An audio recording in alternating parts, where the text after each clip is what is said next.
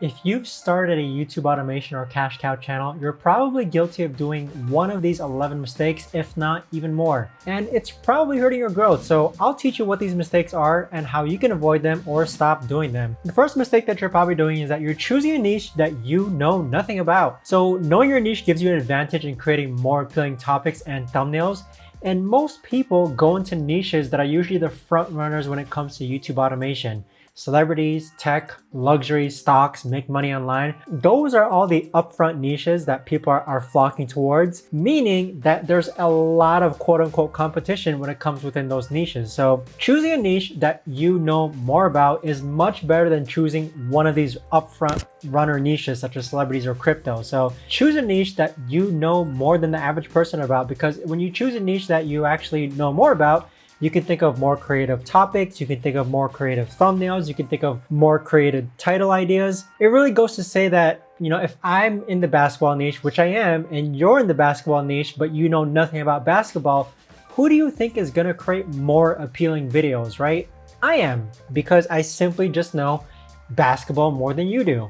Now, moving on to the second mistake that people are making, and most likely you're making, it's not focusing on specific keywords. So some staple good keywords to target are usually names of things, names of TV shows, names of movies, names of celebrities, athletes, specific programs, specific games, specific building structures, specific places. So what I have found that works really well when it comes to SEO or keyword research, or basically what keywords I'm targeting when it comes to creating my YouTube videos, it's that I usually have the name of something. My YouTube videos will usually never be generalized, such as how to make money online, or how to make money with YouTube, or how to invest in stocks. Notice how those titles, they don't include specific keyword names, and that's what I've found to work better for me.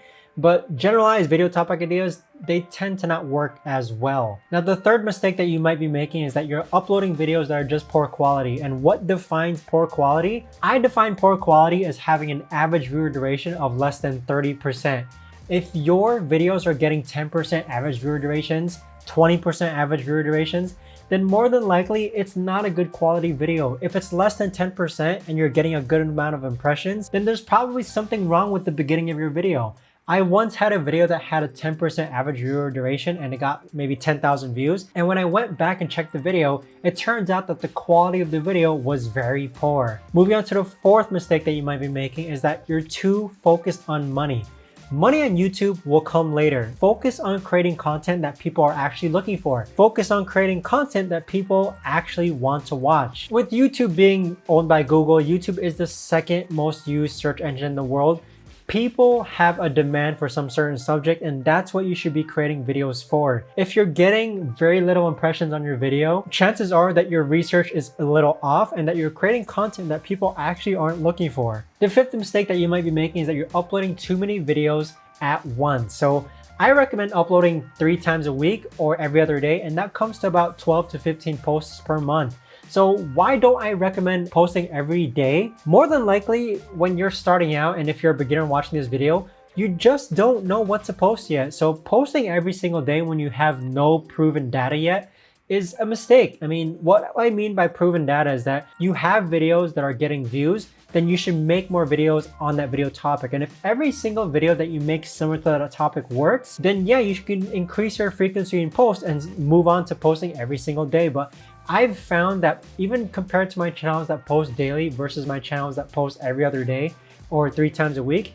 they make roughly amounts of the same amount of money. So posting every single day is not the key way to start when it comes to YouTube automation. I recommend 12 to 15 posts a month when starting. The sixth mistake that you might be making is that your video intros are too long, and this is a huge mistake that a lot of people are making. Start your videos within the first 30 seconds to improve your watch time. There's a reason why there's a metric on YouTube called the first 30-second audience retention. Make sure you keep track of that metric because it shows how many people stay watching after the first 30 seconds of your video. A lot of people, you especially, might be guilty of this, and I in a former time was actually guilty of this as well, is that some people just make their intros too long.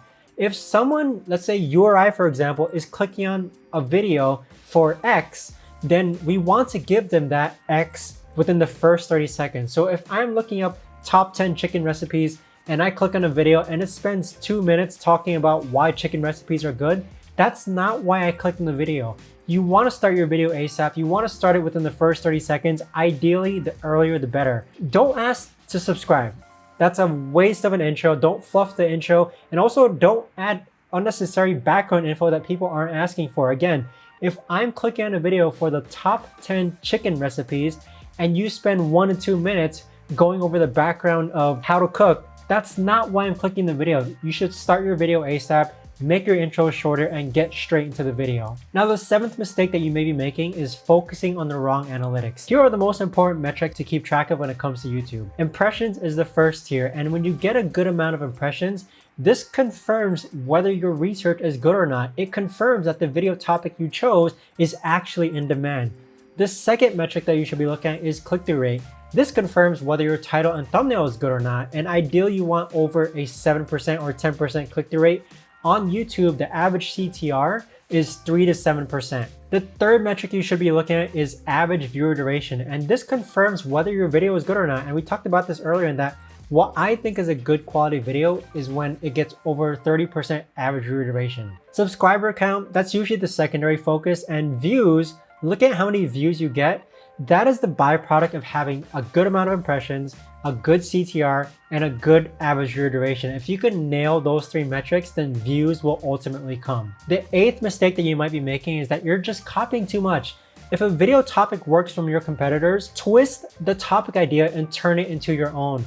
Come up with your own original ideas that you think your audience would want to watch. This comes from knowing your niche. Not every single topic that you come from has to come from another source. You can practically just think of your own video topic ideas if you know your niche well enough though. Some of my most viral YouTube video ideas have come from an existing video on YouTube, but what I did was that I twisted the idea to make it my own original video topic. Don't copy every single video from other channels. Mix it up a bit, see what's working for your competitors, twist their video topics, and also come up with your own original ideas. The 9th mistake that you may be making is that you're creating titles that are just plain old boring. Titles that put one party against another work very well when it comes to YouTube automation. So LeBron James is officially done with the Lakers after this. Notice how in this topic title, it's LeBron James versus the Lakers. Titles that spark interest or debate also work very well. How Saudi Arabia is changing the world is also another example of a good title. Create titles that appeal to human viewers rather than the search engine. So in other words, optimizing for viewers will always be optimizing for the search engine. A lot of the times people get too caught up with optimizing for the search engine and they're trying to include as many keywords within the title. Just make your title creative and make it appealing. If you've looked at some viral videos before that have nothing to do with keywords, they're just plain old creative and interesting titles. Now, the 10th mistake that you might be making is that your thumbnails are way too distracting. So I teach this within my community called the YouTube Success System, which is down below in the description if you're interested in joining.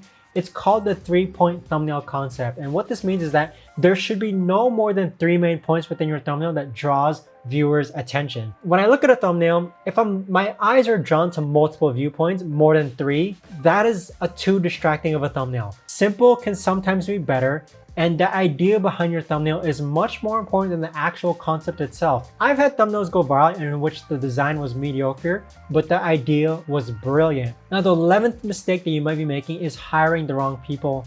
And so what this ties to is what I initially talked about in the beginning of the video, in which hire people who know your niche. Hiring someone to write an article in basketball who has no idea who LeBron James is, this is a recipe for disaster, okay? So especially people who are in the crypto, make money online, stocks, or finance niche, if you're hiring people to teach people how to make money and they haven't even made money themselves, then that's kind of a weird thing to be doing when it comes to creating your videos, right?